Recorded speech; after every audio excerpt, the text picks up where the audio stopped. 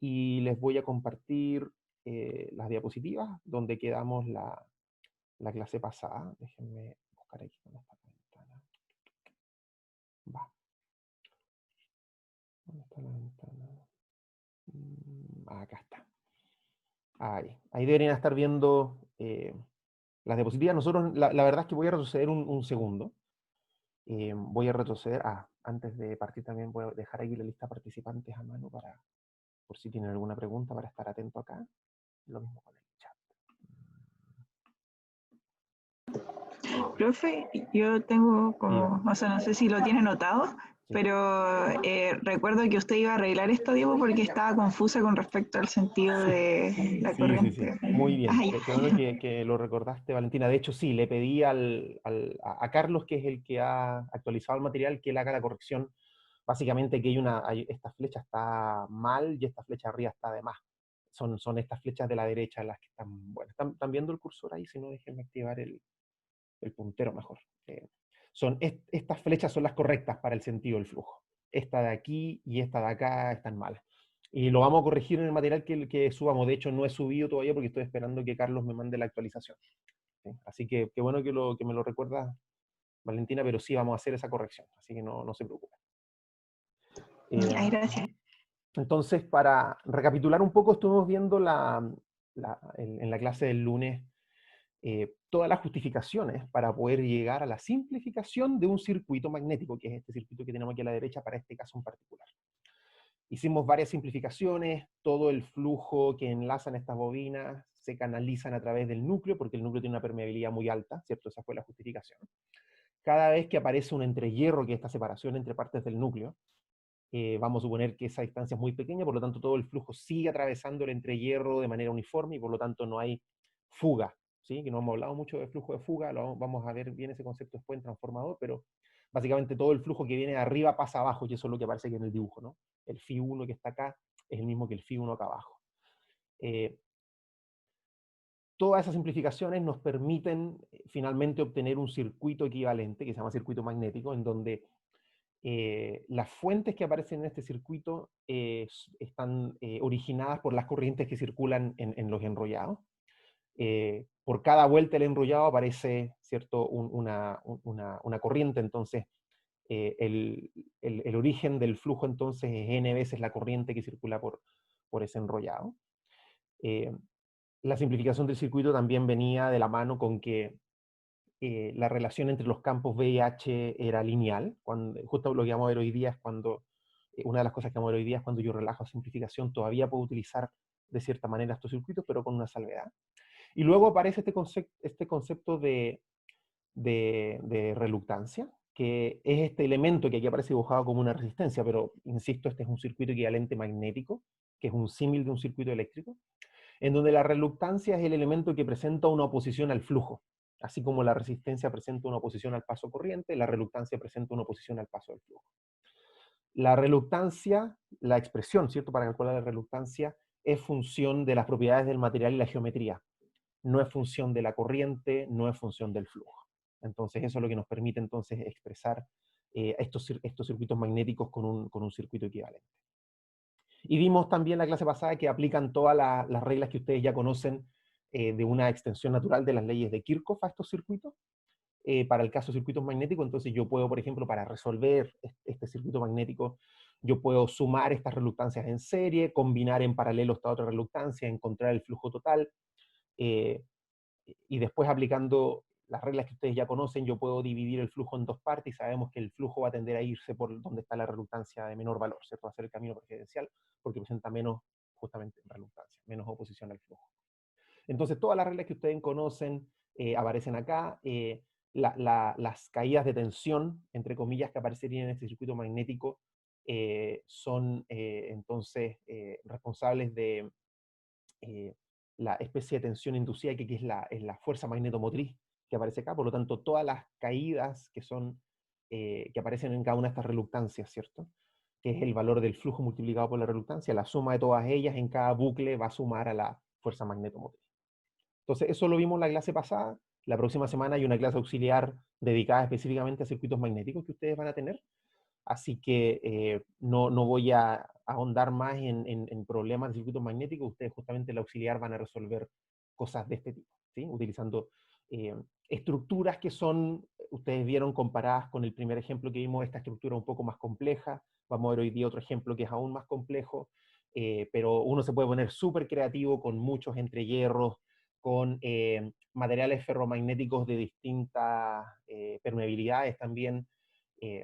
Puedo poner materiales en los entrehierros distintos, entonces el entrehierro aquí, el gap, no es aire, sino que puede ser otro material como una ferrita o algo así. Pues uno se puede poner súper creativo, y en la clase auxiliar van a ver ustedes ejemplos como los que nosotros después pretendemos evaluar, cómo ustedes aprendieron de la utilización básicamente del circuito magnético equivalente. Cómo ustedes, a partir de una geometría, rescatan el circuito equivalente y pueden después resolver, encontrar, por ejemplo, cuál es la corriente que necesito para tener tal flujo. Ese es el tipo de cosas que uno esperaría ver en la resolución después de un problema. Bien, lo que vamos a ver hoy día, continuando con esta parte, es el tema de saturación, que justamente es una simplificación que hicimos en la clase pasada, en donde dijimos que la relación entre estos dos campos era lineal.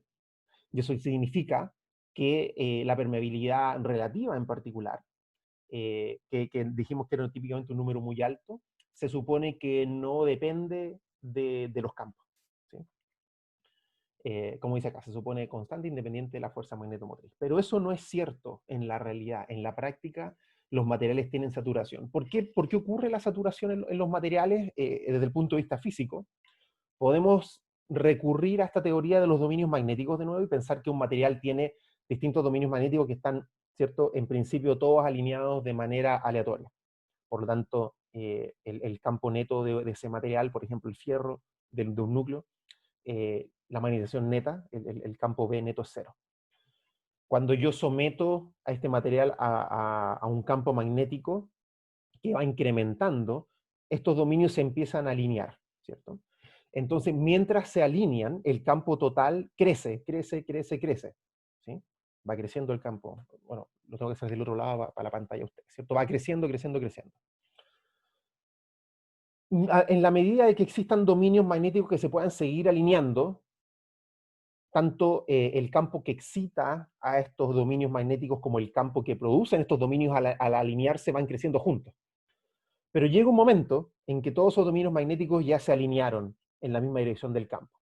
Y en ese momento el incremento empieza a ser cada vez menor. En la medida de que tengo menos dominios magnéticos que sean capaces de alinearse, cada vez es menor. Por lo tanto, la relación entre el campo B y H, cuando yo llego al extremo de que todos los dominios magnéticos se alinearon en la misma dirección del campo, la relación entre B y H no queda otra que siga siendo la del aire o la del vacío. Si yo no tengo material ferromagnético, la relación entre B y H es mu0, ¿cierto? Si no tengo ningún material. Pero si tengo un material entre medio, un material ferromagnético, por ejemplo, el mu de ese material, el mu relativo, es mucho más grande que mu0, ¿cierto? Entonces, o el mu relativo es mucho mayor que 1, y por lo tanto la relación entre B y H al principio tiene una pendiente muy alta, por ese mu relativo. Pero cuando todos los dominios magnéticos ya están alineados, el efecto entre B y H ya no hay ningún efecto sobre los dominios magnéticos. Por lo tanto, la relación entre B y H no le queda otra que seguir lo que seguiría en el vacío o en el aire. Por lo tanto, la curva entre B y H tiende a aplanarse. Entonces, déjenme poner la pizarra aquí rápido para explicarlo un poquito mejor. Ahí está la pizarra. Entonces, si yo graficara, ¿cierto? H en función de B, mientras yo tenga dominios magnéticos que se estén alineando, y creo que lo dibujé al revés, perdón. Déjenme borrar esto porque es H y B, es al revés. Dibujar. Es H y B. En la medida de que tenga dominios magnéticos que se puedan alinear, esta relación de acá tiene una pendiente que es mu r por mu 0. Y suponemos que es lineal. Pero eso ocurre solamente mientras los dominios magnéticos se puedan seguir alineando al campo presente. Resulta que cuando todos los dominios magnéticos ya están alineados, yo empiezo a notar que esta pendiente cambia, y en efecto la pendiente acá es más bien mu 0, porque solamente tengo el efecto del resto del ambiente. El material ya tuvo todos sus dominios alineados en una dirección. Se dice que el material saturó, todos los dominios ya se alinearon. De ahí en adelante, no me queda más que seguir, ¿cierto? Si aumento la intensidad de campo, el flujo solamente va a aumentar por la misma razón que aumentaría en el vacío. Ya el material ya no tiene más dominios que alinear y que contribuir en la misma dirección. ¿Sí? Ese es el origen de la saturación de los materiales magnéticos. Y entonces es un efecto físico que es imposible de evitar, a menos que yo sea cuidadoso de encontrarme siempre en esta zona, que se denomina justamente la zona lineal. Profe, ¿Sí? ¿Pregunta? no me queda como claro a qué se refiere con que se alineen los...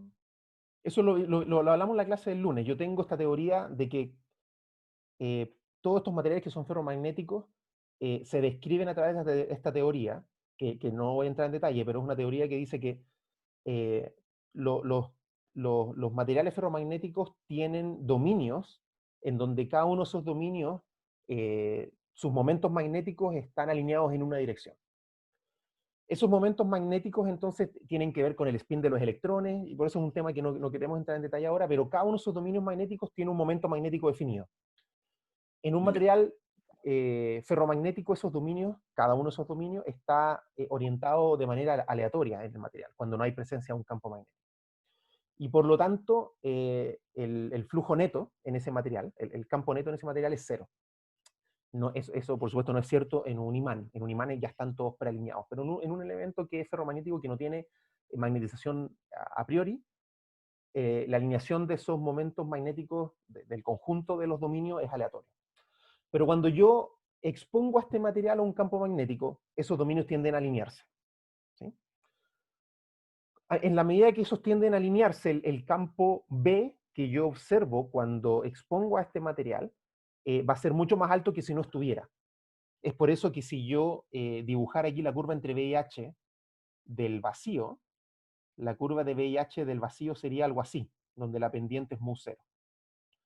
Pero para un material ferromagnético, la curva es esta que está acá, la que está ahí ahora en azul. Porque los dominios magnéticos se van a ir alineando en la medida que yo tenga presencia de este campo. Entonces, mu relativo, que es mayor a 1, es el que representa ese efecto de la teoría de los dominios magnéticos. El problema de saturación ocurre porque cuando yo ya tengo todos los dominios alineados, ya no tengo más ese efecto. Y por lo tanto, todo lo que sigue ocurriendo cuando ya todos los dominios magnéticos se alinearon en la misma dirección, todo lo que sigue ocurriendo después, que es la segunda parte de la curva, que es esta parte que está acá en naranjo,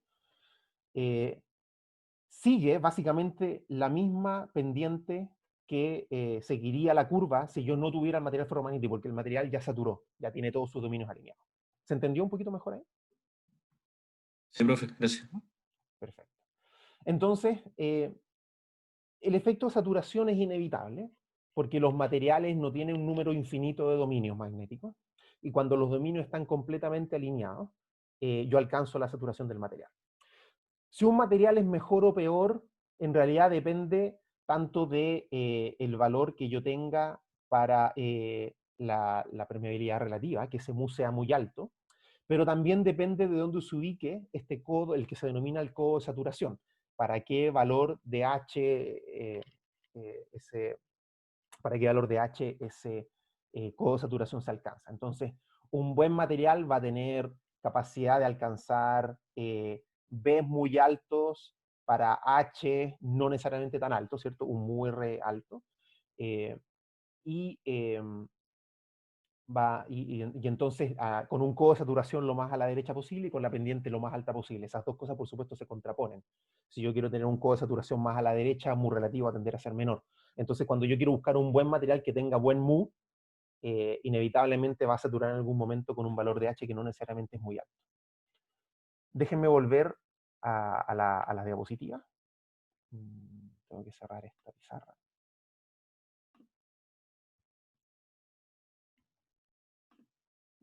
Sí, déjenme volver aquí a la diapositiva.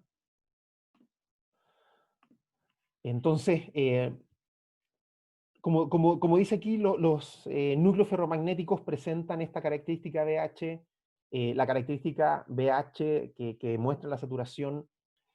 Típicamente yo la obtengo haciendo una prueba del material. Es muy difícil determinar esto de manera teórica, sino que se hace de manera empírica, se hacen experimentos en el cual yo construyo efectivamente un circuito magnético donde tengo un enrollado en el cual inyecto corriente, voy aumentando el nivel de corriente, por lo tanto va incrementando H, y voy observando el flujo del material. ¿Cómo observo el flujo del material? Lo más sencillo es agregar una espira de prueba o un enrollado de prueba y yo veo la tensión inducida que es proporcional a la derivada del flujo, por ejemplo. ¿Sí? Entonces yo puedo observar el flujo. Y esta curva, como aparece acá, ya se los conté, se puede dividir típicamente en dos partes, la zona lineal o no saturada y la región saturada, que es donde el núcleo está saturado, y aquí aparecen, de hecho en la diapositiva, ejemplos para distintos materiales. Aparecen aquí cada uno numerados, aparece acá la lista, no sé si vale la pena entrar en mucho detalle, pero está desde el acero, que es de los que sabemos que es de los mejores materiales, acero al silicio, que también es reconocido por ser un buen material. Y hay otros materiales que, por ejemplo, para que ustedes vean que efectivamente es relativamente fácil identificar esas dos zonas, las zonas lineales y las zonas saturadas, que están acá a la derecha. También hay materiales que presentan unas características de saturación más suave, como por ejemplo el acero al tungsteno, que está acá, y el acero magnético, el 4 y el 5, el azul y el morado que aparecen acá. Fíjense que parten con una tendencia y después aumenta, ¿cierto? Entonces aparece como que tengo un mu que es menor primero para intensidades más bajas. Después el mu aumenta drásticamente para intensidades medianas, pero después baja nuevamente cuando satura para cantidades más altas. ¿Sí? Fíjense que la mayoría de estos materiales, no todos, pero la mayoría, terminan con una pendiente muy similar al final, que es justamente la pendiente que yo tendría en el vacío o en el aire. ¿Sí? Que es lo que justamente les comentaba, cuando ya todos los dominios están alineados, el efecto que sigo tiene básicamente la misma pendiente, salvo hay un par de materiales aquí, quizás voy a mencionar nomás la magnetita, porque la magnetita es uno de esos materiales que se encuentran naturalmente en la naturaleza. De hecho, métanse después si quieren ahí Wikipedia, hay hartos sitios que tienen información de la magnetita, que desde que son piedras mágicas hasta que ayudan a las aves a orientarse con el campo magnético de la Tierra. Hay un montón de cosas interesantes de la magnetita. Está muy relacionada con las ferritas, son óxidos de fierro, pero distintas configuraciones cristalinas. La ferrita se utiliza mucho como material para los imanes, por ejemplo. Entonces, bueno, sin ánimo de desviarnos del tema, la saturación en los materiales es inevitable. Yo puedo controlar, por ejemplo, si me encuentro en la zona lineal o no, controlando la intensidad del campo. ¿Cómo controlo la intensidad del campo? Con la corriente. Entonces, si yo mantengo, por ejemplo, corrientes de operación de mis circuitos magnéticos que estén en un rango bajo, ¿qué es lo que es bajo? Bueno, está definido por esta curva. Pero si yo me mantengo en rangos bajos de corriente, me voy a encontrar en la zona lineal. ¿Qué significa eso? Cuando yo después enfrento a estos circuitos magnéticos a una operación real, tengo que tener mucho cuidado de que si yo expongo a estos circuitos a corrientes que estén más allá de su diseño, y en particular si yo diseño los circuitos para que operen en la zona lineal, si yo me excedo, voy a encontrarme con la saturación. ¿Sí? Los efectos de que yo me encuentre con la saturación los vamos a ver en realidad en la próxima clase, más en detalle, pero básicamente lo que ocurre es que si yo estoy operando en zona de saturación, lo que voy a producir es que las corrientes se me van a distorsionar fuertemente en mi circuito. Pero eso lo vamos a ver en la próxima clase, porque en la próxima clase vamos a ver la operación de estos circuitos en corriente alterna, que es justamente donde aparecen estos problemas que son delicados con la saturación.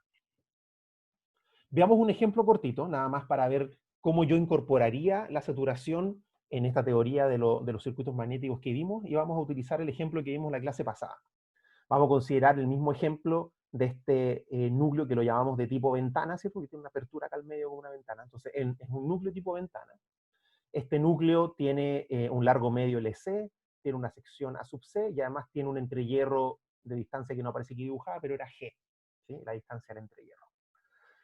Y habíamos encontrado el circuito equivalente. El circuito equivalente era bien sencillo. Se lo voy a dibujar aquí en la diapositiva rápidamente. El circuito equivalente tenía una fuente que era N por I. Tenía una reluctancia, que me quedó feo el dibujo, y tenía otra reluctancia. Una era la reluctancia del núcleo y la otra era la reluctancia del entrehierro, del gap. ¿Sí? Me quedó horrible el dibujo, pero espero que se entienda. Está en la diapositiva de la clase anterior igual. Pero tengo dos reluctancias que son responsables de la oposición al flujo en este circuito magnético. Y vimos que entonces yo, por ejemplo, en la pregunta que aparecía en la clase pasada, vimos que si a mí me dan el dato de que el campo B es un Tesla, ¿cierto? Encontrar la corriente en la bobina. Y eso lo hicimos la clase pasada utilizando los datos de la permeabilidad. Ahora, yo sé que el dato de la permeabilidad en realidad no es una constante, sino que es distinto. Es distinto para la parte que aquí ya podemos reconocer en la curva, hay una parte que es lineal, que llega hasta los 500 amperes vuelta por metro. ¿Cierto? Entonces si yo tuviera intensidades o corrientes, ¿cierto? Que están en esta parte, o flujos por el otro lado, si me dan el dato del flujo, que son menores a 0,7, 0,7, yo podría asumir linealidad y resuelvo el circuito súper fácil.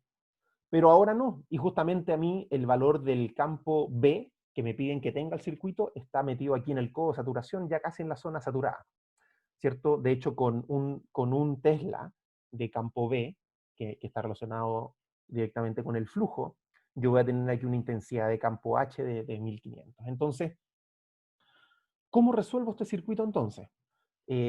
Lo que hay que hacer es lo siguiente. Primero, en la clase pasada habíamos visto que nosotros habíamos encontrado las reluctancias para los distintos elementos en función de sus permeabilidades. Aquí hay que tener harto cuidado porque en el entrehierro la permeabilidad es la del vacío o la del aire, ¿cierto? Hemos supuesto que la del aire es igual a la del vacío. Y por lo tanto, la relación entre B y H en el entrehierro es mu0 y no hay saturación en el entrehierro. El entrehierro hay aire. Entonces, si aumenta H, aumenta B linealmente en el entrehierro. Entonces, eso es lo primero a notar. En el entrehierro la relación entre B y H, que es lo que está acá, es mu0. Y por lo tanto, si yo tengo el valor de B, puedo calcular al tiro el valor de H. ¿Sí? ¿Qué es lo que es H? Es como la caída de tensión del circuito magnético dentro de la reluctancia. Si vuelvo acá atrás, la caída de tensión que yo tengo en esta reluctancia del gap aquí, el RG, esa caída que es el H, ya lo puedo precalcular porque no tengo saturación en el entrehierro. La parte difícil, en realidad, es calcular la caída de tensión en esta reluctancia donde sí está el fierro, y ese es el que satura. Entonces lo que tengo que hacer ahí es recurrir en realidad a la característica del material. Si B es igual a un Tesla, el H que yo observo en esa reluctancia entonces va a ser, y voy al gráfico, para un Tesla 1500. ¿Sí? Entonces yo de ahí tengo que recurrir a volver un poco a las ecuaciones fundamentales en donde yo tengo que N por I es igual a H por el largo medio, ¿cierto? En realidad, cuando yo tengo distintos materiales, es la suma de los H por la suma de los H multiplicado por sus largos. Entonces, para el circuito magnético, tengo un largo LC, para el entrehierro tengo un largo G. Tengo el valor de HG, que lo había precalculado, porque como no hay saturación, era fácil calcularlo, que es HG, eso lo multiplico por el largo del entrehierro G, y el HC lo obtuve de la curva del material, y lo multiplico por el largo LC. ¿Cómo calculo la corriente entonces? Como N por I, la FMM, la fuerza magnetomotriz, la suma de todas las caídas H por L. Entonces, bueno, paso el N hacia el otro lado y calculo. Y aquí tengo la expresión y ustedes se fijan que la corriente ahora es 8.8578. Eso es lo que me da como corriente para este circuito magnético cuando yo opero con elemento con saturación. Un dato interesante, si ustedes comparan esto con, y déjenme buscar aquí la diapositiva anterior, pero si ustedes comparan esto con el valor que tenía de la corriente cuando no había saturación, fíjense que el valor de la corriente era 0.8, era una corriente pequeña. ¿Sí? Y aquí el cálculo lo hicimos a partir de la reluctancia, suponiendo que estábamos en la zona la zona lineal, ¿cierto? El material era lineal. Pero cuando ahora me muevo a un material con saturación, la corriente me aumentó en un orden de magnitud. Y eso es bastante común. Cuando yo me muevo a las zonas de saturación, las corrientes van a aumentar, de hecho aumentan bastante, no quiero decir necesariamente que exponencial, pero el crecimiento es puede ser en varios órdenes de magnitud incluso, por lo menos en un orden de magnitud es lo más típico. Y el efecto saturación entonces es bien notorio. Entonces, quizás importante tener en consideración cuando a ustedes le aparezcan estos materiales con saturación, yo no voy a poder encontrar una expresión de la reluctancia tan sencilla porque la reluctancia es función de la permeabilidad relativa. Y ahora la permeabilidad relativa es función de H. Entonces ya no puedo encontrar una expresión así cerrada tan sencilla. Si a mí me dieran la ecuación que describe esto, uno podría tratar de someterlo en la ecuación y encontrar una expresión cerrada, ¿cierto? Analítica de la reluctancia en función de B, pero típicamente a lo que uno recurre es a volver a las ecuaciones fundamentales en donde N por I es la suma de todos los H por L, y en las zonas en que no hay saturación, poder calcular esos valores a priori porque son fáciles de calcular. Eso es a lo que uno típicamente recurre. Profe, ¿Pregunta? Sí. ¿cómo se combate esto en la industria? Yo diseño para estar lejos del codo de saturación. Es básicamente eso lo que se hace. Yo estudio el material, estudio el material ferromagnético, estudio dónde está la curva de saturación. Por ejemplo, un valor de un Tesla, de hecho, es un valor típico. ¿Sí? Uno típicamente diseña para valores de un Tesla o menor. Transformadores se diseñan para medio Tesla, un cuarto de Tesla, un Tesla a lo más. Hay algunos sistemas que se diseñan para que operen en saturación, pero la verdad es que uno tiende a diseñar, si quiere que el circuito se comporte de buena manera, tiende a diseñar para que esté operando en la zona lineal. Por ejemplo, si yo quisiera construir justamente un inductor, que es el tema que vamos a ver ahora a continuación, si yo quisiera construir un inductor, ¿cierto? Calculo su inductancia, la inductancia va a ser válida en la zona lineal.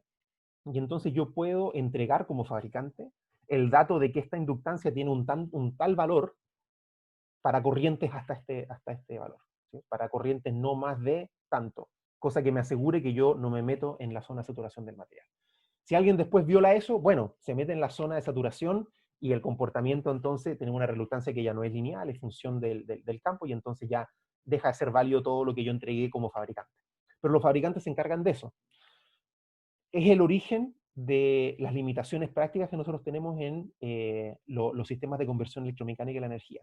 Vamos a verlo cuando vemos transformador, cuando vemos máquina, pero las típicas restricciones prácticas son niveles de tensión que yo no puedo superar y niveles de corriente que yo no puedo superar. Los niveles de corriente están típicamente asociados a las saturaciones de los materiales magnéticos. Los niveles de tensión están típicamente asociados a los materiales dieléctricos que yo voy a utilizar para que no haya ¿cómo se llama? El breakdown del dieléctrico. ¿Cómo se llama esto? Se me olvidó la palabra en español. ¿Cómo se llama se me fue, pero bueno, cuando yo rompo el material dieléctrico por sobretensión, ¿sí? Entonces, esas dos limitaciones prácticas el fabricante las tiene que estudiar de antemano. Y en el caso de los materiales magnéticos es justamente encontrarme en la zona lineal para no operar con saturación.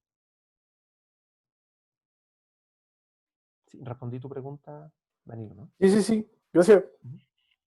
Bien, ¿alguna otra pregunta hasta acá? Profe, a mí me Sí. queda como un poco una duda, pero más como Ujú. no entiendo bien cuál es el problema de cuando entramos a la zona de saturación.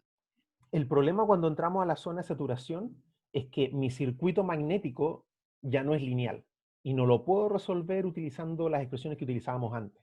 Si te fijas acá, yo en ningún momento calculé la reluctancia.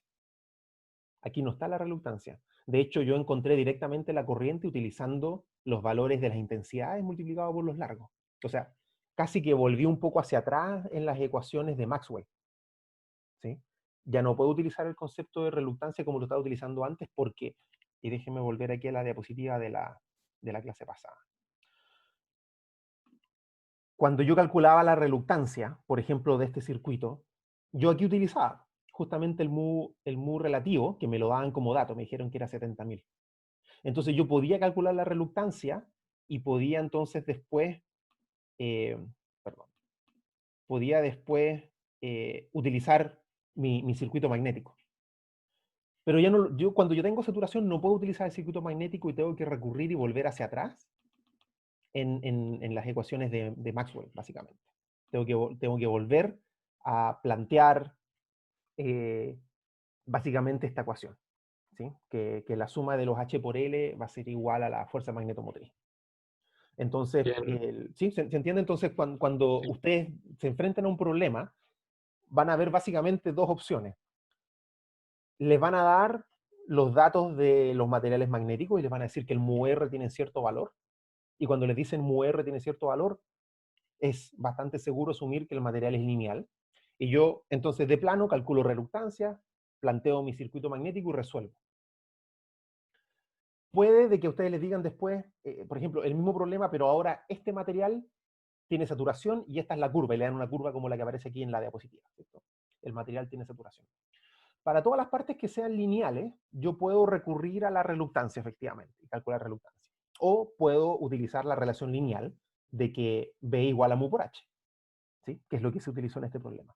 Y para todos los materiales que saturan, voy a tener que recurrir a la curva de saturación para encontrar la solución. Aquí quiero ser súper transparente. A mí me dieron el valor del flujo B, entonces es relativamente fácil utilizar esto. Pero hay problemas en los cuales a mí no me van a dar el flujo B, a lo mejor me dan la corriente I. Y lo que yo voy a tener que hacer es, para una corriente I, plantear esta ecuación y despejar el H, y ahí voy a tener que resolver una ecuación que es un poco más compleja. Pueden aparecer problemas que son más complejos, que son al revés que este. Me dan el I, por lo tanto me dan el H, y tengo que encontrar B. Entonces, en la clase auxiliar van a ser problemas con saturación, que son más bien de ese tipo. Este es súper ilustrativo en el caso de ahora de la clase de cátedra, pero ya el mensaje principal de que cuando yo tengo saturación ya no puedo utilizar la reluctancia, porque la reluctancia se aplica en el circuito cuando el circuito es lineal, el circuito magnético es lineal, pero en los casos con saturación no lo es, entonces debo volver hacia atrás y ocupar estas simplificaciones de las ecuaciones de Maxwell. Nótese que todavía son ecuaciones simplificadas porque estoy utilizando, no está la integral D, ¿cierto? Están los H por L. O sea, sigo asumiendo que los materiales ferromagnéticos son un camino preferencial para el flujo. Sigo asumiendo de que el flujo no sea por cualquier parte en el espacio. Entonces, hay cierta suposición que todavía me simplifica el cálculo. Pero el concepto de reluctancia ya deja de ser lineal. ¿Sí? ¿Se entendió? Sí, profe. Súper. Bien, vamos a pasar a la siguiente parte, pero ya parece que he hablado como media hora. Entonces, si les parece, hacemos ahora la pausa de 5 minutos. Mira, ahora me acabo de dar en el chat, me dijeron ustedes la tensión de ruptura. Muchas gracias. Ese era el nombre. No superar la tensión de ruptura de los materiales dieléctricos. Ese era el concepto. Gracias a Joaquín que me dio el comentario. Si les parece, entonces, hacemos una pausa de 5 minutos. Yo me quedo aquí conectado mientras tanto. Son las 10:48. Entonces, a las 10:53 volvemos. Yo lo voy a dejar esto escrito aquí en la pizarra, por si hay algún compañero despistado que no estaba poniendo atención. Se los dejo aquí escrito en la pizarra, que volvemos a las 10:43. Perdón, 10:53.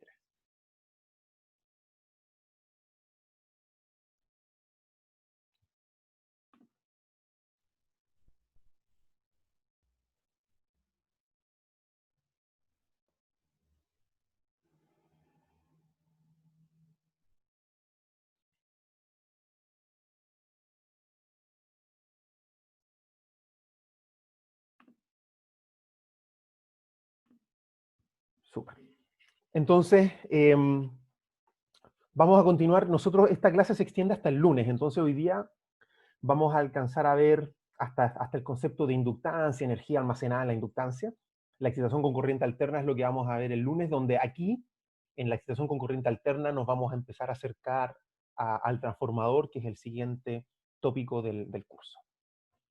Pero por ahora, el concepto de inductancia nace justamente de las propiedades que tienen estos circuitos magnéticos, en particular cuando son lineales, en donde, teniendo en consideración la ley de Faraday, que es lo que vamos a ver ahora, que relaciona las tensiones inducidas con los campos B, y teniendo ya la relación entre los flujos y las corrientes I que vienen del circuito magnético, yo puedo establecer una relación entre tensión inducida y corriente, en donde la relación entre V e I va a ser finalmente la relación de inductancia que nosotros conocemos. Entonces, en un circuito magnético puro, que nosotros esto ya lo sabemos de la teoría de circuitos, ¿cierto? Cuando ustedes vieron circuitos, hay tres elementos fundamentales de los circuitos: resistencia, condensador e inductor. El inductor está descrito justamente por estos circuitos magnéticos. Un circuito magnético, sea cual sea su topología, su geometría, sus propiedades, tiene una inductancia cuando yo lo miro desde el enrollado. Y la explicación de cómo yo encuentro esa inductancia, cómo yo obtengo esa inductancia, es lo que vamos a ver ahora a continuación en la clase. Entonces, lo primero es un repaso a la ley de Faraday. Nosotros lo vimos en las primeras clases, pero la ley de Faraday lo que dice es que cuando un campo magnético varía en el tiempo, y también vimos que está la alternativa de que el campo magnético se mueva en el espacio, y entonces la tensión que yo observo, ¿cierto? En un circuito, en un enrollado, por ejemplo, también va a haber un campo variable. El valor de ese campo eléctrico en el camino C, que aparece aquí la integral cerrada en el camino C, va a estar dado entonces por la derivada del campo B.ds, ¿cierto? La componente normal, integrado sobre esa superficie que encierra el camino, ¿sí? Aquí el camino C encierra la superficie S. Esta es la relación entre los. Cuando yo tengo estructuras magnéticas como un circuito, como estos que hemos visto, donde tengo enrollados, y esos enrollados yo los asumo ideales, en el sentido de que poseen una alta conductividad, el campo E no se distribuye, o más bien es imperceptible a lo largo del camino, y solamente en un punto en que yo pudiera infinitesimalmente abrir ese camino, yo podría observar todo el campo E concentrado entre esos dos puntos, ¿ya? Déjenme dibujarlo en una pizarra para que se entienda. Aquí. Pizarra. Déjenme mover esto para acá. Están viendo la pizarra, ¿cierto? Entonces voy a agregar una. Si yo tengo un camino, ¿cierto? Lo vamos a hacer en forma de espiral por simplicidad. Tengo presencia de un campo B. Por ejemplo, no me cambió el color. Pensé que había cambiado el color. Un campo B que va en esa dirección. Entonces, si ese campo es función del tiempo, varía a lo largo del tiempo, entonces yo sé que en esta espira, entonces, de nuevo no me cambió el color. Perdón, déjenme borrar acá.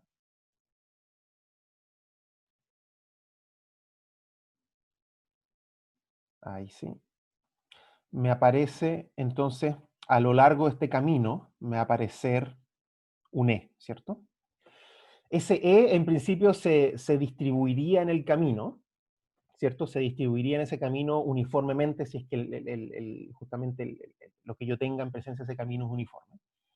Sin embargo, si yo ese camino, y lo voy a dibujar acá con un color superpuesto, ese camino de acá, yo en un punto lo abro, ¿cierto? Una apertura muy pequeña del camino.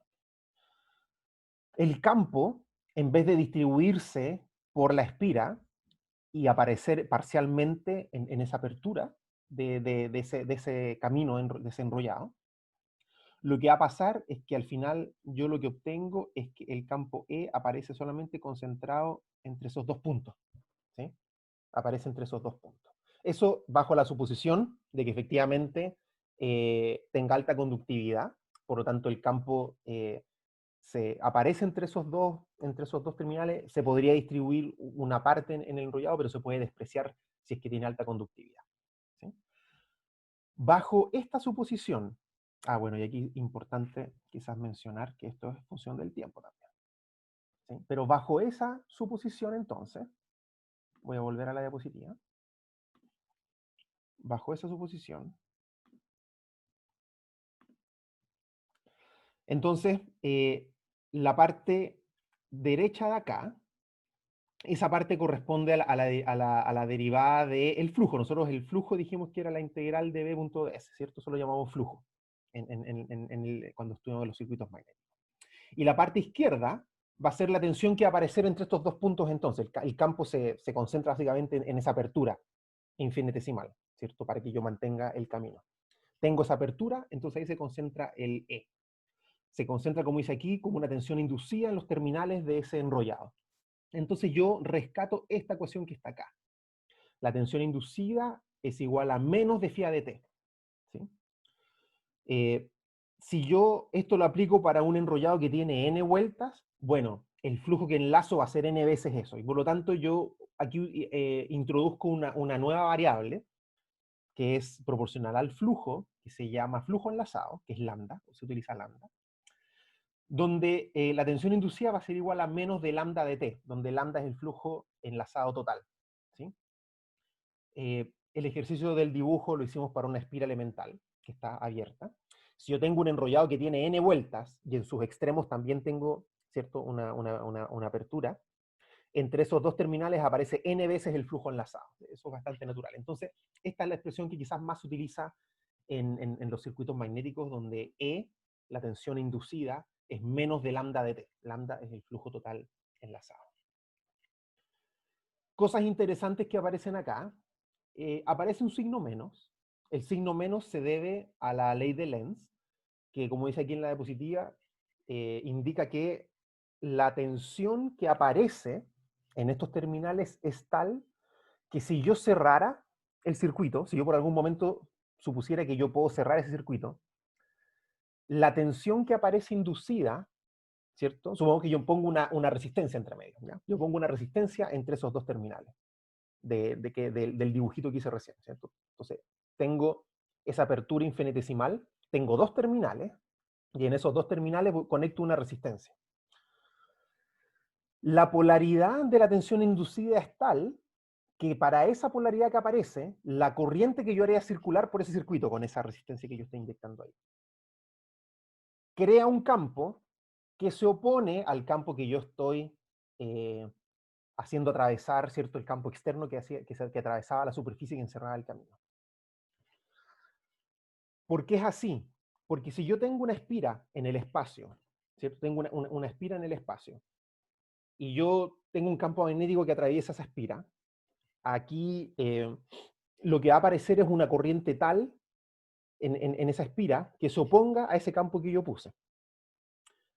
Si no fuera así, una espira donde no hay una fuente, no hay nada, tendría en principio un campo, ¿no? Cuando yo no tengo un campo externo. Entonces, lo natural es que esa espira, que no tiene corriente, que está cerrada, cuando esa espira yo la expongo a un campo, circula una corriente tal que se oponga al campo que yo acabo de imponer acá. Para que la corriente que circula por esa espira sea tal que se oponga al campo que yo acabo de exponer, la tensión inducida tiene que tener el signo contrario. Eso es lo que indica la ley de Lenz. Y ese es el origen de ese signo menos. ¿Ok? Entonces, muy importante nunca olvidarse que hay un signo menos detrás en la ley de Faraday, que se debe a esta condición natural de que si yo tomara esta espira y la cerrara, tendría que aparecer una polaridad tal que la corriente que circula se opone. Dicho eso, nosotros para propósitos de la operatoria con los circuitos magnéticos, para ese propósito, nosotros vamos a omitir el signo menos. ¿Ok? Cuando omitamos el signo menos, nosotros no podemos perder y tener en mente que las corrientes que circulen siguen teniendo los signos de acuerdo a las leyes de la física. Nosotros vamos, y después van a ver ustedes en transformador, nosotros vamos a tener polaridades de los enrollados en los circuitos magnéticos. Esas polaridades indican para un sentido la corriente, para dónde se mueve el flujo. Y esas polaridades, de hecho, reciben nombre de aditivo, sustractivo, y eso tiene justamente que ver con ese signo. Ese signo no lo vamos a olvidar. En la operatoria no lo vamos a poner, pero lo vamos a olvidar. ¿Sí? O sea, perdón, no lo vamos a olvidar, lo vamos a despreciar. ¿Sí? Me están preguntando qué es el épsilon. El épsilon es la tensión. ¿Sí? Es la fuerza, se denomina fuerza electromotriz, la FEM. ¿Sí? Esa es la tensión inducida. Fíjense que aquí fuerza electromotriz se debe a la ley de Faraday. Nosotros hablamos antes del concepto de fuerza magnetomotriz. La fuerza magnetomotriz se debe a la ley de Ampère. Esta se debe a la ley de Faraday. ¿Okay? Son entonces conceptos distintos. La ley de Faraday explica otras cosas también que nosotros vamos a ver más adelante.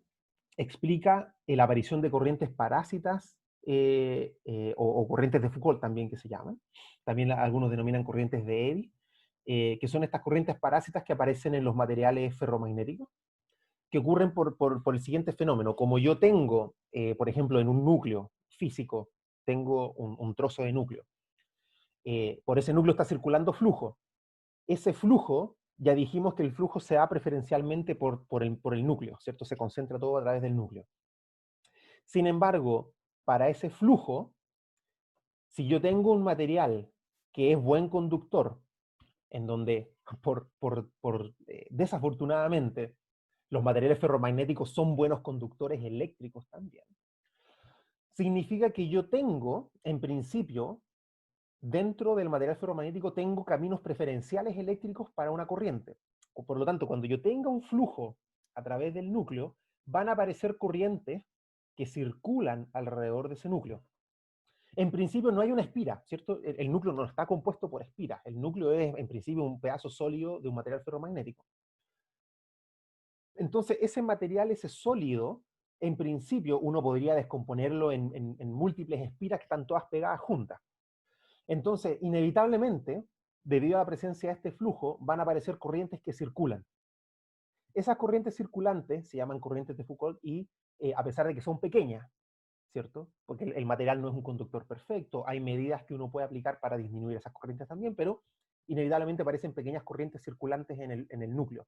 Son corrientes, fíjense, que aparecen perpendicular a la dirección del flujo. No van en la dirección de phi en el circuito magnético, sino que aparecen dando vueltas alrededor de la sección del núcleo. Esas corrientes que se van a inducir van a producir pérdidas, pérdidas que son de calor, básicamente, porque circula corriente por el fierro. ¿Okay? ¿Hay una pregunta, Profe, Gabriel? eso es como ver la ley de Faraday en la forma diferencial, eso como tenemos un rotor aquí, da lo mismo que no haya cablecito. Sí, así es, exactamente eso.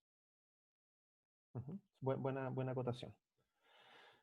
Entonces, bueno, aquí está la descripción de lo que acabamos de hablar. Las corrientes parásitas disipan energía y eso se convierte en calor por efecto Joule, entonces eventualmente eso son pérdidas. Lo vamos a tener en consideración, vamos a ver aspectos prácticos constructivos después cuando veamos transformador en particular, y ahí vamos a hablar de cómo yo puedo disminuir esos efectos, pero por ahora, importante que esta ley no solamente va a ser responsable de tensiones inducidas, que vamos a ver ahora para efectos de la inductancia, sino que también explican parcialmente la aparición de estas corrientes parásitas. Profe, Sí. me quedó la duda de cuándo vamos a considerar esta FEM sin signo menos. La vamos a considerar sin signo menos cuando trabajemos con circuitos magnéticos más adelante. ¿Sí? Nos vamos a olvidar del signo menos y vamos a suponer simplemente que la ecuación no tiene el signo menos. Entonces las tensiones inducidas van a ser de lambda de t simplemente. ¿Y eso por qué lo hacíamos? Eso lo vamos a hacer porque después en circuitos magnéticos, nosotros cuando la próxima clase veamos la excitación con corriente alterna, nos vamos a dar cuenta en realidad que un signo menos acá es un desfase en 180 grados de la excitación, y en realidad, dependiendo de si yo elijo si el seno o el coseno es mi referencia, el signo menos al final importa poco. Claro. ¿Sí? Ya. Es simplemente por Gracias. eso. Se me había olvidado que justo ahora en la diapositiva siguiente hay un dibujito resumen, ya lo hicimos un poco en la pizarra, pero aquí hay un dibujo pequeñito que muestra, ¿no? Si yo tengo esta espira, la abro en una parte, y yo tengo la tensión inducida con esta polaridad, porque aquí en este caso, si ustedes se fijan, el campo B apunta hacia adentro.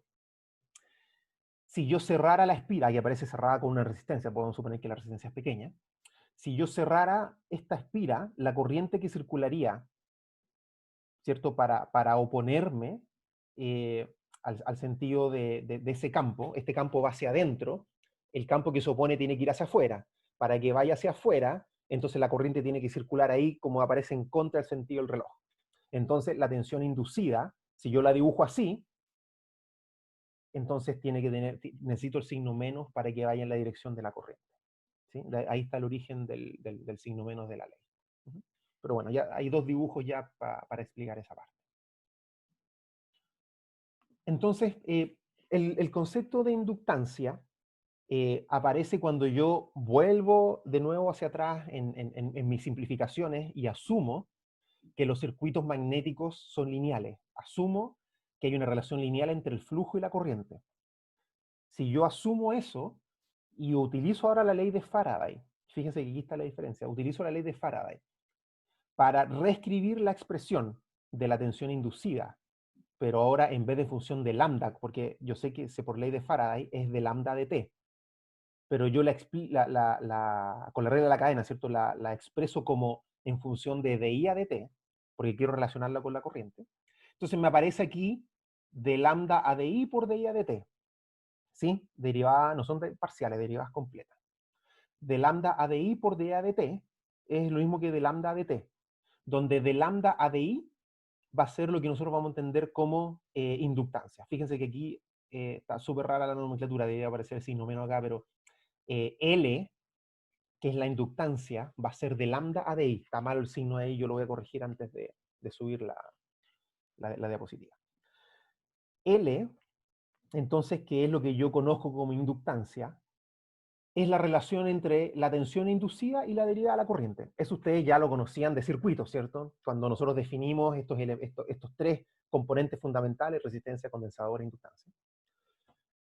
La inductancia aparecía como el que relacionaba la tensión con el cambio de la corriente, ¿cierto? Entonces, la inductancia es el elemento, ¿cierto?, cuya tensión se opone a los cambios de corriente. ¿Sí? Eso hay un símil súper directo con lo que vimos de circuito magnético. La reluctancia era el elemento que se opone a la circulación de flujo. En este caso, la inductancia es el elemento que se opone a la circulación de corriente. Obviamente la circulación de corriente va a ser función del flujo, que ahora como el circuito volvemos a asumir que es lineal, entonces vamos a encontrar que obviamente hay una relación directa entre inductancia y reluctancia. Definimos entonces como la relación lineal entre el flujo enlazado y la corriente. ¿Sí? Esto se mide en Henry, y eso ustedes ya lo sabían. Cuando se asume que la relación es lineal, de lambda a dI es lo mismo que lambda dividido por I. ¿Sí? De lambda de I es lo mismo que lambda dividido por I si es que es lineal. ¿Sí? Por lo tanto, yo la expresión de lambda de I para la inductancia también lo puedo utilizar cuando el circuito magnético no es lineal, pero la expresión, por supuesto, va a ser compleja y voy a tener que recurrir a los mismos trucos anteriores, en donde ya no puedo usar reluctancia como concepto, sino que debo recurrir a las leyes simplificadas de Maxwell. La pregunta de Víctor en el chat, ¿este epsilon tiene otro significado? No, es todavía la tensión inducida. ¿Sí? Es la tensión entre los terminales de los enrollados que yo voy a ver en mis circuitos magnéticos. ¿Sí? Aquí quiero quizás ser bien explícito en la conexión entre lo que vimos antes y lo que vimos ahora. Entonces voy a poner la pizarra un segundo, porque creo que es súper importante que quede súper claro para lo que vamos a seguir hablando. Entonces, por un lado, nosotros vimos que un circuito magnético, ¿cierto? Nosotros habíamos visto un circuito magnético que son de este tipo, ¿cierto? Tengo N por I, eventualmente tengo un entrehierro, ¿cierto? Y por lo tanto en estos circuitos tengo reluctancia, ¿cierto? Todo eso que vimos de circuito magnético está gobernado por ley de Gauss, ley de Ampère. ¿Sí? Por otro lado, lo que estamos hablando ahora es que para una espira o n espiras, ¿cierto? Supongamos que son n espiras que están expuestas a un campo magnético, ¿cierto? Yo tengo una relación que me relaciona tensión inducida, que es ese epsilon que ustedes ven, tensión inducida con lambda, lo denominamos lambda, ¿cierto? Aquí lo llamamos phi, n por phi, ¿cierto? N por phi es lambda. Nosotros lo que queremos para encontrar el concepto de inductancia es la relación, porque la inductancia relaciona tensión con corriente, ¿cierto? las corrientes van a estar gobernadas por este mundo, que ya lo vimos con circuito magnético. De hecho, podíamos encontrar la expresión de la corriente para un cierto flujo o un cierto B. El otro lado de la ecuación va a estar gobernado por la ley de Faraday. ¿Y dónde está la conexión entre los dos? Bueno, resulta que este flujo de acá es el flujo del circuito magnético. Esa es la gracia. Yo podría tener una espira en el aire, ¿cierto? Y esa espira tiene una cierta inductancia. Súper. Ya. No es entretenido, no es interesante, no hay ni un fenómeno que estudiar ahí. Pero si resulta que el flujo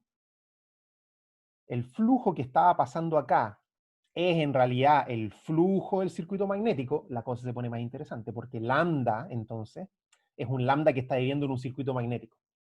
Ahí es donde aparece la conexión entre estos dos mundos, el mundo que estudiamos la clase pasada y la ley de Faraday que estamos viendo ahora. Ahí aparece inductancia.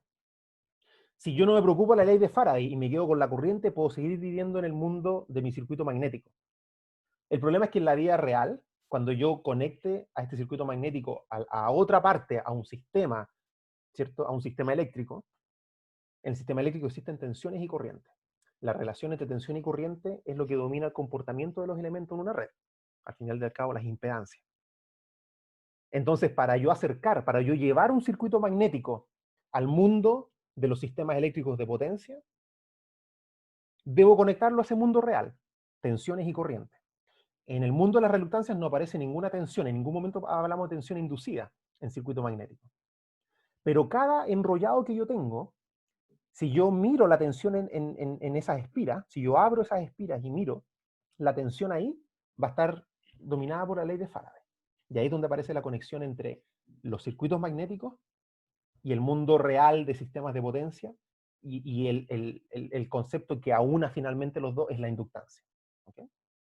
No sé si con eso se habrá entendido un poquito mejor el por qué estamos hablando ahora de inductancia. ¿Sí?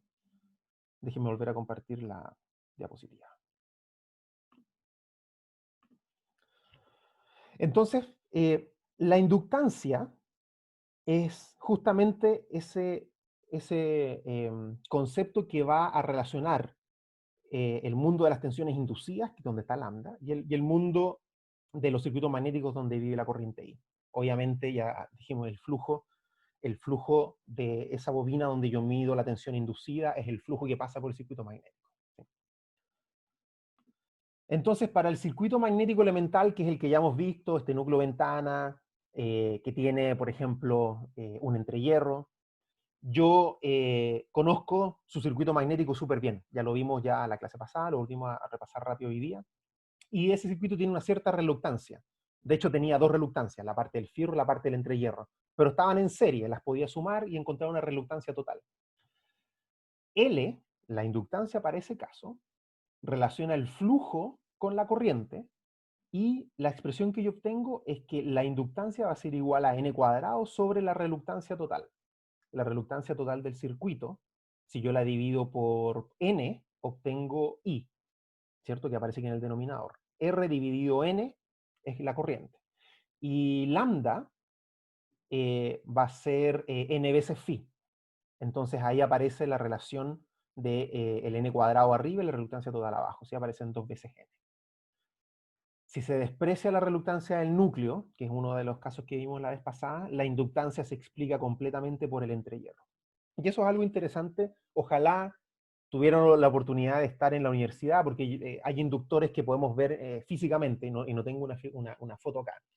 Pero cuando yo construyo inductores, y de hecho se pueden construir inductores reales, y yo tengo uno en el laboratorio, un inductor con núcleo ventana, como el que hemos estado dibujando acá, el núcleo aparece completamente sólido, excepto en una parte bien pequeñita en donde se pone, de hecho, algún material diamagnético, paramagnético, que no afecte al flujo del entrehierro. Puede ser papel, por ejemplo, algo de ese estilo.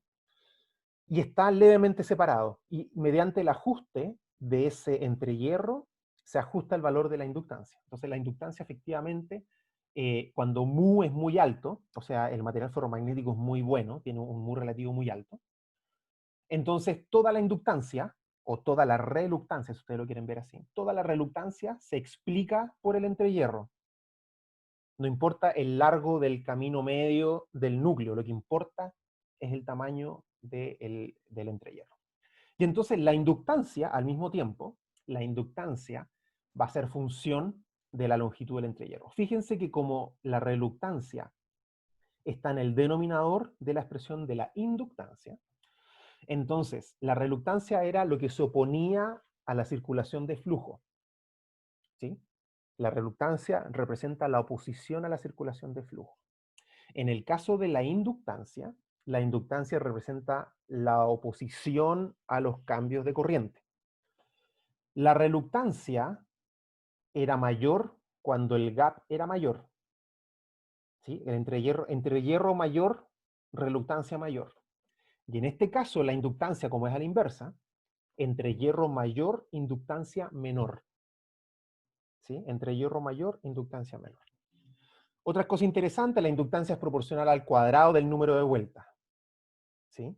O sea, si yo quiero construir un inductor y quiero que tenga alta inductancia, puedo disminuir el entrehierro o aumentar el número de vueltas. Disminuir el entrehierro cambia inversamente proporcional. Aumentar el número de vueltas es cuadrático. ¿Sí? Entonces son dos herramientas que tengo yo eventualmente para diseñar inductancia. Quiero alcanzar un cierto valor de inductancia, entonces la construyo de manera tal que tengo un cierto número de vueltas y un cierto entrehierro. Fíjense acá. ¿Profe? Sí, pregunta. Perdón. Dígame. Bueno, voy a poner la cámara para explicar un poco. Como si es que tengo una fuente de voltaje sinusoidal y una bobina enrollada en el núcleo de ventana, voy a tener un flujo magnético que también va a ir variando.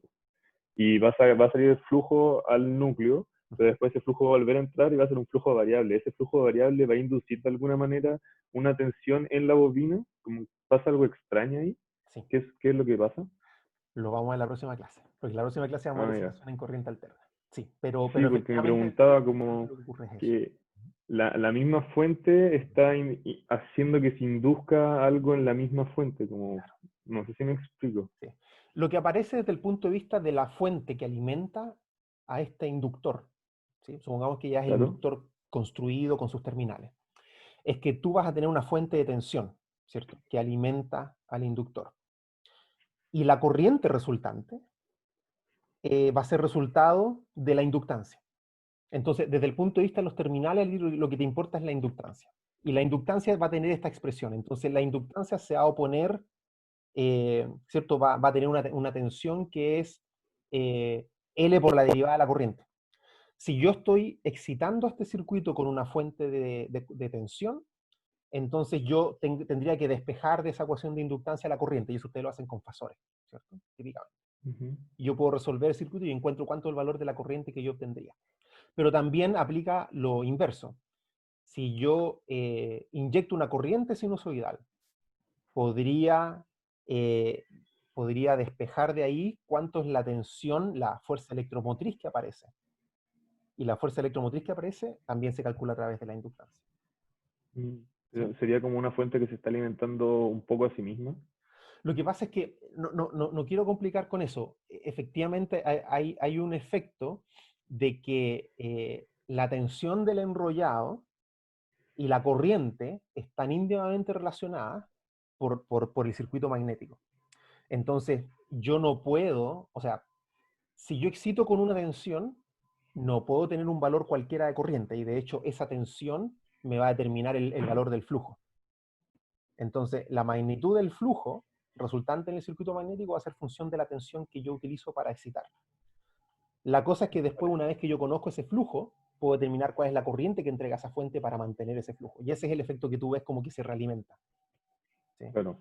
Porque la tensión en sí misma es capaz, capaz de generar un flujo, pero la circulación de la corriente en esa bobina que tú estás excitando está explicada por el circuito magnético, no por la ley de Faraday. Okay. ¿Se entendió, vale, sí, sí. La próxima clase igual vamos a ahondar un poco más en eso. ¿Sí? Ya, gracias. Profe, yo me quedé con la duda de por qué despreciaríamos la reluctancia del núcleo. Sí, si el mu sub R es muy alto, entonces la reluctancia total es básicamente igual a la reluctancia del entrehierro. Eso lo vimos la clase pasada. Ah, es como el ¿Sí? ejercicio pasado que Sí, tenía un mu relativo como de 70.000 exacto. y al final como que todo dependía de la parte del entrehierro más que Exacto. del núcleo, como que no Exacto. afectaba. Así Ya, es. bueno. Entonces, la reluctancia de la parte del fierro es súper pequeña. ¿Y Entonces, no juega qué ningún rol en eso. qué consideraríamos como un mu relativo muy alto? ¿Cuál sería como Como los el... ejemplos, creo que lo mencionamos en la clase pasada, entre más de 5.000, Ya, valores típicos como el que vimos en el ejemplo, 50.000, 70.000, esos son valores bien típicos. ya, vale.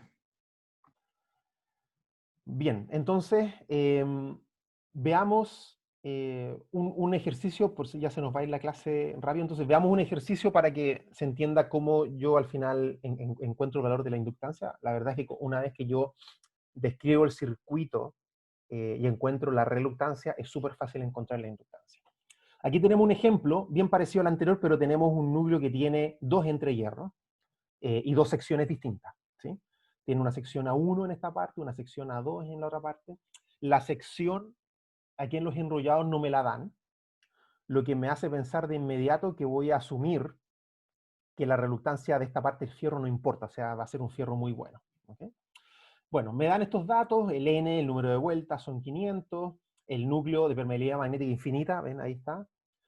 Dos entrehierros paralelos, tienen sus longitudes y sus secciones, sus áreas, y me dicen calcule la inductancia que yo veo en el devanado, que yo veo en el enrollado. Entonces, lo primero es que me tengo que acordar, yo para calcular inductancia tengo que hacer dos cosas. Tengo que mezclar los dos mundos, el mundo de las leyes de Gauss y Ampère, y el mundo de la ley de Faraday. Entonces, tengo que armar mi circuito magnético que describe todo esto, y luego, con la ley de Faraday, asociar la tensión con la corriente de ese circuito. Entonces, la reluctancia total la calculo, y en este caso, si yo dibujo el circuito magnético, se los voy a dibujar aquí mismo, este circuito magnético es súper fácil, a ver si me queda el dibujo mejor esta vez. Tengo una reluctancia y tengo la otra que está en paralelo. ¿Sí? Ese es mi circuito magnético. Tengo una reluctancia del entrehierro 1 y la otra reluctancia del entrehierro 2.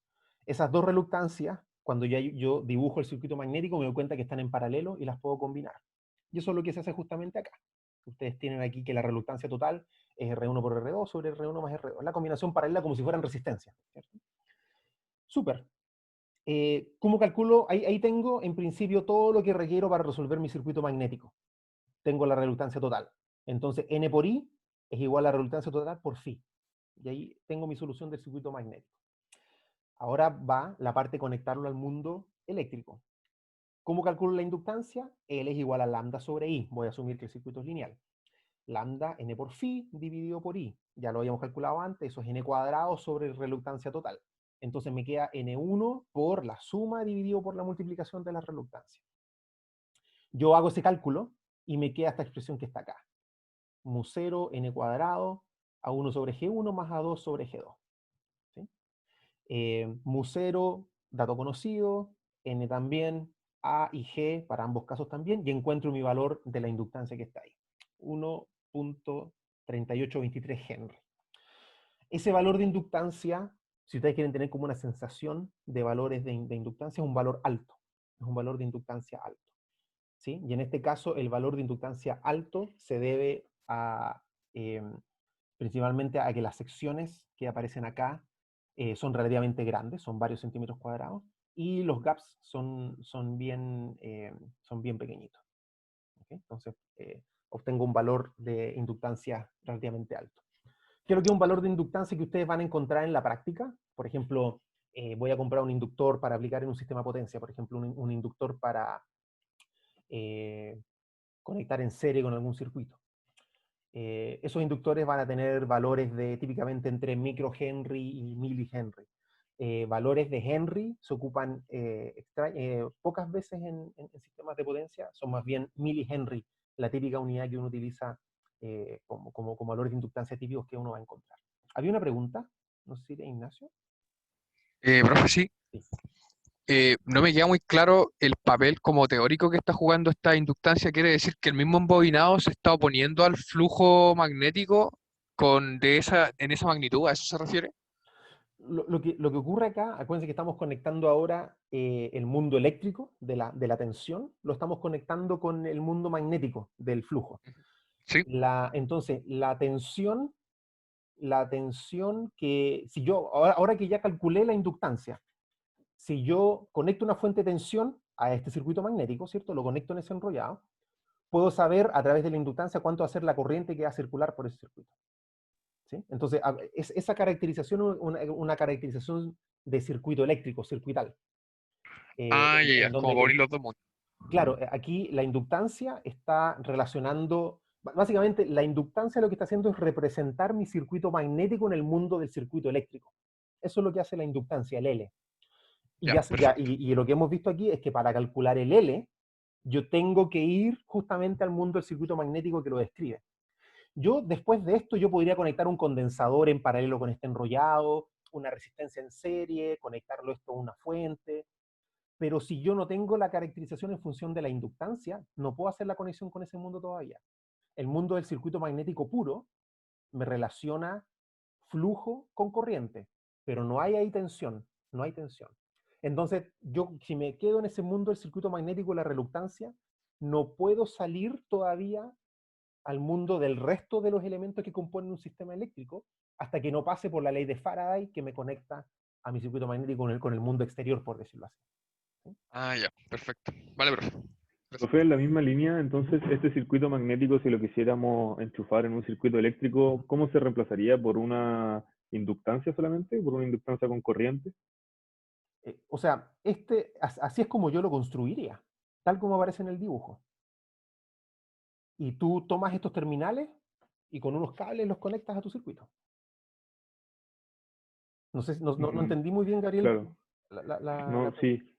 Es que decía que no se podía ir del mundo magnético al eléctrico solamente con las reluctancias, pero con la inductancia sí. Claro, lo que pasa es que efectivamente yo el dibujo que tengo acá abajo del circuito magnético, lo que tiene acá es el N por I, ¿cierto? Pero yo en el circuito eléctrico, lo que yo requiero es la representación de ese elemento, ¿cierto? Que es el Ya, inductor. ahora entiendo. Ese inductor que tú dibujas así con un enrolladito, ¿cierto? Tú lo dibujas así en un circuito típicamente, lo dibujas como un enrollado. Lo que hay detrás de eso es un circuito magnético. Que yo para poder traerlo al mundo del circuito eléctrico tengo que pasar por la ley de Faraday. La reluctancia por sí sola no me explica completamente el fenómeno del inductor. Requiero la ley de Faraday para poder conectar. Profe, Sí. tengo una duda entonces con esa explicación, Ujú. porque yo he visto que construyen inductancias como Ujú. toman un fierro y le Ajá. enrollan un cable y Sí. según yo veo como la pierna izquierda de esta Sí. ventana, Ujú. pero no forma un circuito envuelta. Entonces, A ver, yo quiero que sí forma y te lo voy a dibujar. ¿Sí? Porque sí lo forma. Lo que pasa es que quizás no es el inductor que nosotros después vamos a usar en conversión de la energía, pero sí es un inductor igual. Entonces, se lo voy a dibujar acá. Perdón, ¿dónde está la pizarra? a menos que tenga un gap muy grande, pero creo que eso tendría Ajá, muchas fugas. pero por supuesto que sí. Y justamente es eso. Yo puedo tener acá, a ver, mejor déjeme cambiar el color. Nada contra el rosado, pero el negro se ve mejor. Tengo un trozo de fierro y tengo mi enrollado, ¿cierto? Ujú. ¿Cuál es la reluctancia que representa a este circuito? Yo me debo preguntar entonces, ¿cuál es el camino que sigue el flujo? Entonces, ustedes esto lo han visto probablemente en libros, pero el flujo se concentra por el fierro, ¿cierto? En esta parte. Y después el flujo tendrá un camino que se va por el espacio, ¿cierto? Eso ustedes lo han visto. Entonces lo que importa más es el largo que el, Claro, que el, que el claro. mu del material. Sí, lo que va a pasar acá es lo siguiente, que es súper, y esto insisto, es súper difícil poder encontrarlo de manera teórica, pero el circuito magnético que representa a este sistema va a ser un circuito de este tipo. Voy a tener mi N por I, ¿cierto? voy a tener una reluctancia de mi trozo de fierro, y después voy a tener una serie infinita de reluctancias, como decirlo así, como de entrehierro en paralelo.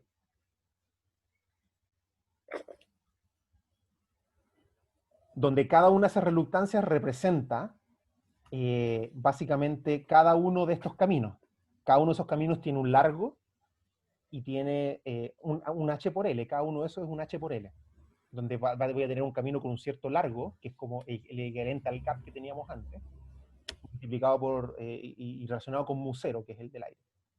La cosa es que no hay una geometría definida ahora en donde nosotros podamos encontrar, en realidad este circuito magnético no existe. Porque no Pero puedo es hablar, una serie convergente. es que no puedo hablar de circuito magnético si no tengo confinado al campo. ¿Sí? Si yo tengo confinado el campo, puedo construir el circuito magnético. De hecho, fue una de las premisas para encontrar la reluctancia del entrehierro, de que el campo pasara a todo. Aquí se dispersa. Pero Entonces, las últimas reluctancias más a la derecha tienden como al circuito abierto. exacto, claro, o sea, uno podría tratar de expresar algo, ya, es una cuestión loca, así como, es como extrapolar el circuito magnético a un circuito que es difícil de estudiar. Y efectivamente tendría, como dices tú, una serie de reluctancias que van hacia el infinito. Pero si tú te fijas, ese circuito magnético igual sigue existiendo. Sigue existiendo un circuito magnético. Y por lo tanto, yo tengo eventualmente en este circuito igual tengo una reluctancia total.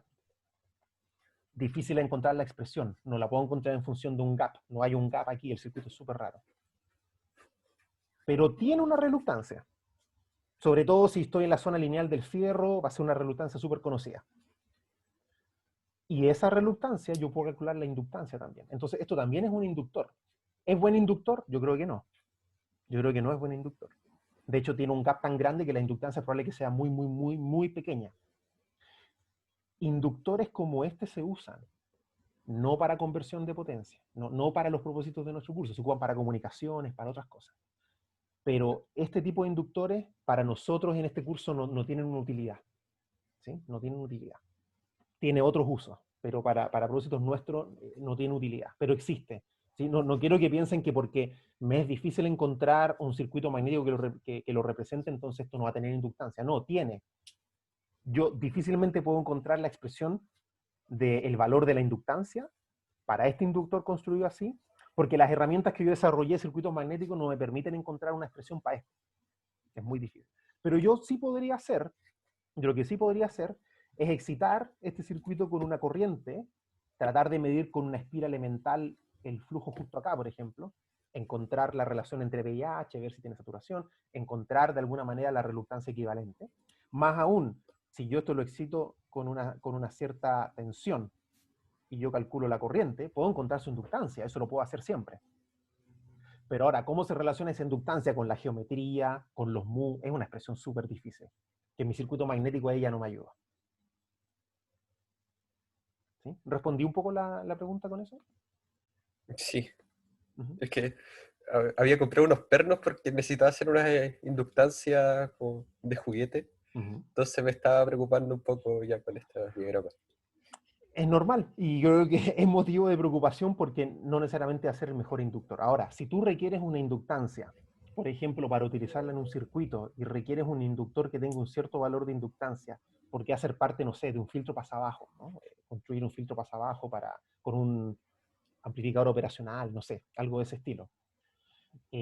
Probablemente tú puedes acomodar tu circuito para que una inductancia súper pequeña sea suficiente, micro Henry, por ejemplo.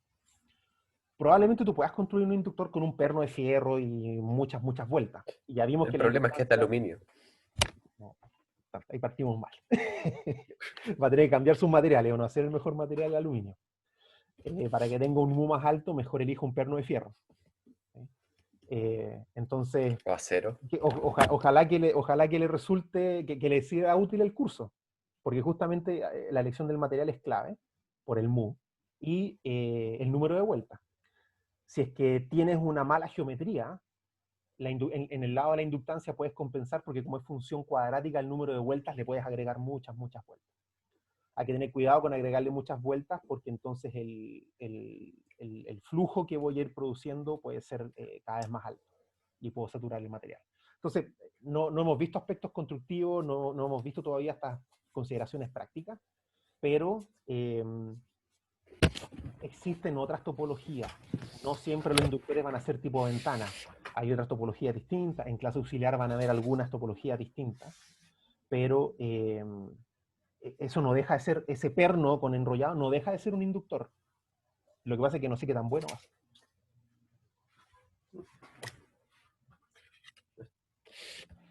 Bien, me va quedando poquito tiempo, así que voy a avanzar.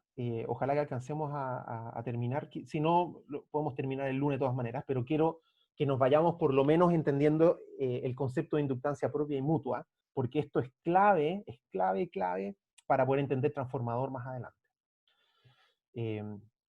La inductancia propia y mutua aparece en un circuito magnético que tiene más de un enrollado. No hemos visto circuitos magnéticos con más de un enrollado todavía. Pero si ustedes dibujan el circuito magnético de este circuito que aparece acá, ¿cierto? De esta geometría que aparece acá, lo natural, y de hecho lo correcto, es que ustedes van a encontrar un circuito magnético, mejor lo dibujo en la pizarra. No sé si puedo compartir dos pantallas al mismo tiempo. No se puede. Déjenme compartirles la pizarra. Y mejor lo digo. Entonces parece que si deja de compartir y cuando pone compartir, pone la primera opción que es compartir la pantalla completa, ahí será compartir todo lo que tenga en el computador, no solamente una ventana. Sí, lo que pasa es que la pizarra no me aparece como ventana hasta que la habilito, entonces por eso no estoy seguro si lo puedo hacer. Lo que voy a hacer para la próxima vez, yo creo tener una aplicación aparte para la pizarra. Creo que eso va a funcionar mejor. Pero por ahora voy a volver a dibujarles acá el circuito magnético que tenemos acá. Es un circuito magnético de este tipo que tiene ventana con un entrehierro, tiene dos enrollados, uno que aparece en esa dirección y el otro enrollado aparece en esa otra dirección. La corriente entra acá I1 y la corriente que entra acá es I2. Tengo un entrehierro G. El circuito magnético para este sistema voy a recurrir a lo mismo que ya tenía de antes. Yo sé que hay una reluctancia que se debe al entrehierro. Y sé que esa en principio podría ser la dominante, pero no por eso voy a dejar de dibujar la otra reluctancia, que es la reluctancia que tiene que ver con el fierro, ¿sí? Con el circuito magnético. Y esas dos reluctancias, bueno, están conectadas en serie una con otra, pero además yo tengo dos enrollados, entonces voy a tener dos fuentes. Voy a tener un N por I1, voy a tener un N por I2. Y el circuito magnético finalmente es más o menos así. Yo sé que en realidad la reluctancia del núcleo, yo podría, ¿cierto?, dibujarla, déjenme hacerlo con otro color, yo podría poner una parte, la pierna izquierda aquí, la pierna derecha acá, la pierna inferior acá, ¿cierto? Podría irla distribuyendo, pero al final están en serie y las puedo sumar con el largo medio de todo el camino. Pero ese sería como el circuito magnético el circuito magnético equivalente de la topología magnética que tenemos en el dibujo, ¿sí? Entonces, ahora volviendo a la diapositiva.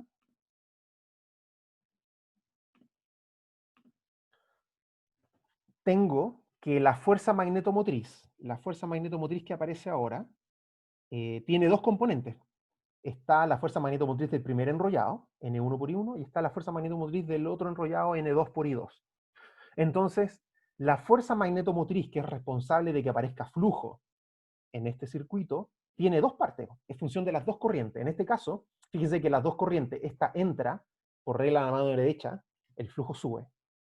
Y esta, cuando la corriente entra, teniendo ese sentido el enrollado, por la regla de la mano derecha, también el flujo sigue, ahora hacia abajo, sigue la misma dirección. Entonces, ambas fuerzas magnetomotrices contribuyen en la misma dirección del flujo. Por lo tanto, tengo la suma. Si este enrollado estuviera al revés, la corriente entrara por acá abajo, por ejemplo, entonces hay un signo menos acá. Importante nomás tenerlo en cuenta. Pero bueno, tengo entonces un circuito que ahora tiene dos corrientes. El concepto de inductancia propia y mutua aparece cuando yo efectivamente tengo más de un enrollado. ¿Qué va a ser la inductancia propia? La inductancia propia va a ser la inductancia que aparece en este enrollado, en estos terminales, debido a la presencia de esta corriente. O sea, lambda 1 sobre I1. La inductancia mutua es la inductancia que aparece en otro enrollado debido a la corriente por un enrollado. Por ejemplo, lambda 2 en función de I1. Esos van a ser las inductancias cruzadas, ¿sí? Las inductancias propias y mutuas. Entonces, si yo busco la relación entre lambda 1 e I1, yo sé que en realidad el flujo total es función de ambas corrientes, ¿cierto? Pero el flujo que aparece, el flujo que atraviesa por este enrollado en función de la corriente que yo estoy inyectando solo por este enrollado, se va a denominar inductancia propia. Y el flujo que aparece en este enrollado debido a la corriente que circula por el otro, es una inductancia mutua, ¿sí? No nos va a alcanzar el tiempo para ver hoy día las expresiones, pero básicamente si ustedes buscan las expresiones, efectivamente, lambda 1 va a ser función de phi, va a aparecer I1 e I2, entonces la relación de la primera inductancia, de lambda 1 sobre I1, va a ser una expresión que afortunadamente no va a depender de las corrientes al final, sino que depende solamente de las reluctancias. Es decir, que las inductancias propias y mutuas dependen de la geometría y de las propiedades de los materiales, pero no dependen de las corrientes. Que por supuesto es algo que esperábamos, del hecho de que las reluctancias tampoco dependen de la corriente, sino que dependen solo de la geometría. Pero esto lo vamos a ver en la clase del lunes porque ya se nos acabó el tiempo. Nada más comentarles que esto es lo que nos da paso al transformador. Un transformador tiene dos enrollados, como este dibujo de acá. De hecho, este sería en principio un transformador real. Un transformador yo lo construiría, por ejemplo, de esta forma. Y hay transformadores que se construyen de esta forma. Dos enrollados con un núcleo común, eventualmente hay un entrehierro. Vamos a ver que en el transformador el entrehierro no es bueno y no, de hecho es ideal no tenerlo. Pero ya tengo dos enrollados. Entonces tengo la primera topología que se parece harto a un transformador y de hecho algunos lo dibujan así. Estamos a puertas de poder entender el fenómeno del transformador, pero casi. La próxima clase del lunes vamos a vamos a terminar de ver los conceptos de inductancia mutua y propia, y vamos a ver la excitación con corriente alterna que, bueno, da origen al efecto transformador. Sí, me comentan que no hay clase el lunes, me refiero la próxima semana hay receso, así que descansen, pásenlo bien, ojalá se puedan relajar, no trabajar en lo posible. Este es un receso, como les decía, que aplica tanto a los docentes como a los funcionarios y a los estudiantes. Así que ojalá que se lo puedan tomar bien en serio, va a ser un buen descanso para todos después de varios meses de trabajo remoto.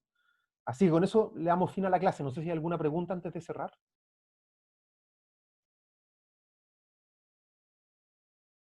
¿No? Ok. Bueno, si no hay preguntas, les agradezco a todos la asistencia. Como les digo, la próxima semana receso. Que tengan un buen descanso y nos vemos el lunes 21. Vale, Igual, profe, chao. muchas gracias. Gracias, profe, igual. No, Ya, profe, profe, gracias. Chao, chao. Buen Que estén descanso. muy bien. buen descanso. Gracias, profe. Profe, que esté bien. Profe, gracias.